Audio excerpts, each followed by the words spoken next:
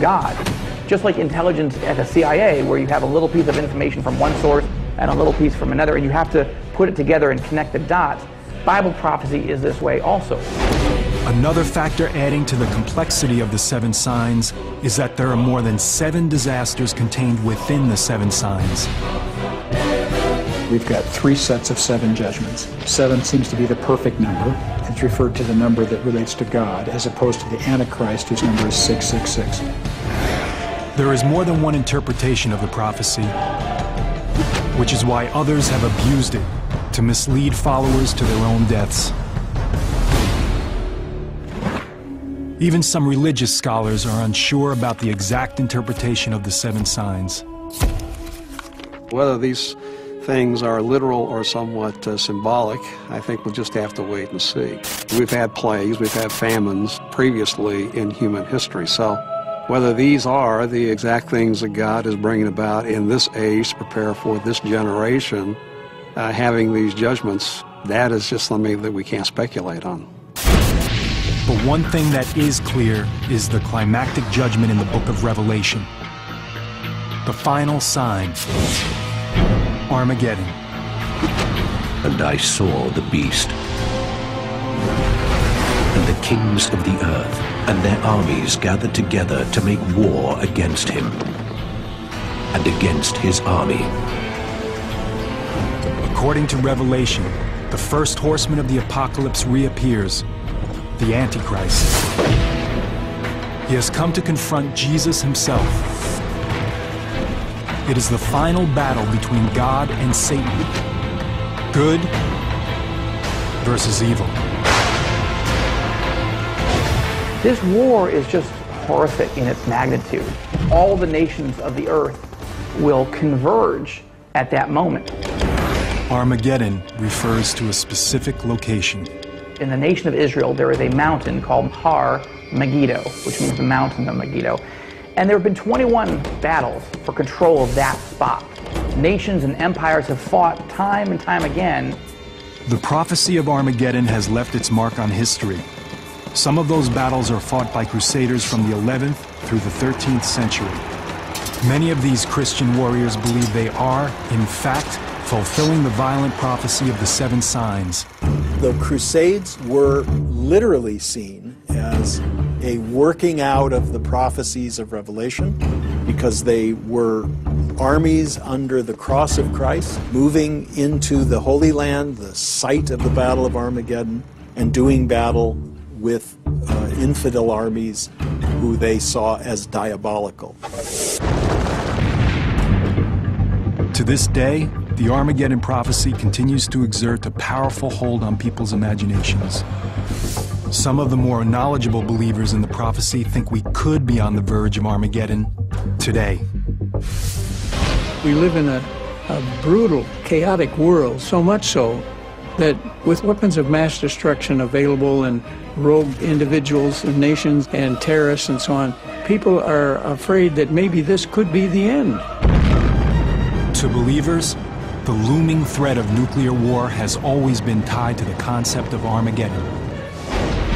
Looking at the nuclear arms buildup, the missing Russian suitcase nukes out of the former Soviet Union, the cataclysmic plagues of biological warfare being stored and manufactured in laboratories. I don't think there's ever been a time in the history of mankind where we have had the technology to literally decimate our world in a matter of weeks or months. As other weapons of mass destruction have emerged, even secular experts evoked images that echo the prophecy. There could be nuclear exchange. At which point, to protect our own interests, do we get involved with that or not? And if so, at what capacity? Do we launch strike packages to neutralize nuclear threat? Or do we just say, you know, let's just have at it? If the final prophecy culminates in nuclear Armageddon, the end will be similar to those caused by a large asteroid impact or a huge supervolcano eruption. The devastation of war will be followed by a nuclear winter, a shroud-like cloud of radioactive debris that will envelop the globe in darkness. we would now lower our global climate temperature by at least 10 degrees. As it got perpetually worse, we're screwed. And then the prevailing precipitation that would fall in the form of snow would be completely radioactive. In this frozen hell, we would meet our final apocalypse. But apocalypse doesn't mean our demise. It means something to be revealed. The journey through the 7 signs only appears to be an unending litany of death and destruction.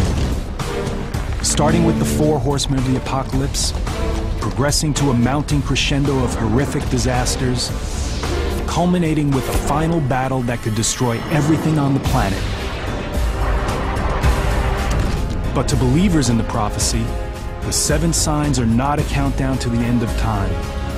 The signs signal a new beginning, a startling and symbolic wake-up call. The purpose is to grab a rebellious mankind's attention in an effort to bring mankind back to himself. And this is where the mystery of the 7 signs is finally revealed. For amidst the devastation of the last sign, there is an unexpected end to Armageddon. And I saw an angel come down from the heaven, and he laid hold on Satan, and bound him, and cast him into the bottomless pit. Armageddon ends. Satan is defeated. Good triumphs over evil. And a period of peace and happiness begins on earth that will last 1,000 years. The bottom line is this: God's not some angry tyrant slinging down lightning bolts. God is love, and Apocalypse is the unveiling of everlasting love. That's what it's all about. It's not about torture, and it's not about disease. It's about the love of God and bringing in a brand new world. Yes, the prophecy is meant to terrify a rebellious mankind. But it ends on a note of hope. That deep human need for hope is one of the main reasons why the 7 signs are still relevant today. The book of Revelation has never been read with more earnest true belief than it is today. There's a certain irony there because we live in an age of science, of very advanced knowledge about the here and now, and yet even with all that advanced knowledge, there are people who say all that really matters is your religious beliefs, and those will be the final test of whether you live forever in paradise or burn forever in the lake of fire. Are the 7 signs unfolding now? Despite all the evidence, it's still impossible to tell for sure. But there's one thing that can be said. The prophecy is every bit as powerful now as it was the very day it was written.